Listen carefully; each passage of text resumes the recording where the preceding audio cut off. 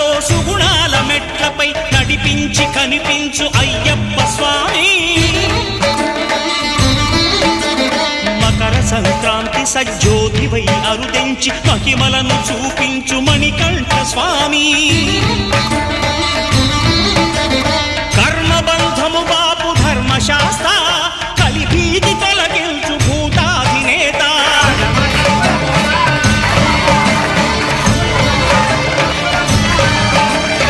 అయ్యప్ప దేవాయ నమః, అభయ స్వరూపాయ నమః.